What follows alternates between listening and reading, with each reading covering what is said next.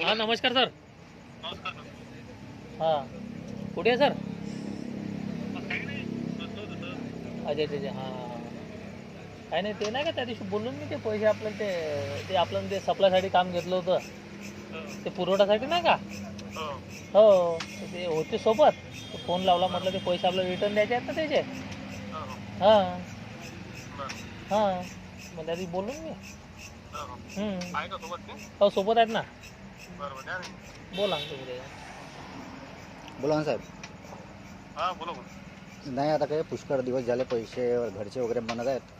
हां हो हां त्याच्यामुळे त्यांना सांगितलं तर 5-6 दिवसानंतर मी सांगितलं होतं म्हटलं फोन करून. हां हो हां तर पहा.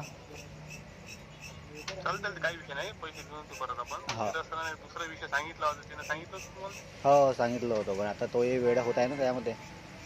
नाही दादा हे कसं माहिती आहे का आता फक्त 2 मिनिटं ऐकून घ्या. हो पैसे तर आपण बोलू काही विषय नाही. जर तुम्हाला घ्यायचे जर असलं समजा जर तुम्हाला वाटलं याच्यात करायचं तर आपण ते करू शकतो. म्हणजे आता सध्या प्रोसेस जी अशी सुरू आहे समजा पुरवठा निरीक्षकची.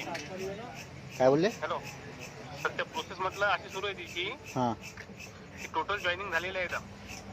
टोटल विभागाच्या फक्त नाशिक विभागाची राहील तिची झाली तर नाशिक विभाग जॉईनिंग. अच्छा आणि जे डॉक्युमेंट व्हेरीफाय जे झाले होते ना समजा मुलांचे हां तेव्हा 18 मुलं गैरहजर होते. अच्छा अच्छा पुरवठा निरीक्षकमध्ये 18 मुलापैकी त्यानं वेटिंग लिस्ट फक्त 6 मुलांची लावली. अच्छा अच्छा हा तर जे गैरहजर आणि त्यानं आणखीन काय केलं की जॉईनिंग लेटर दिलेले आहेत हां आणि जॉईनिंग लेटर देऊनही काही मुलं जॉईन झाले नाही.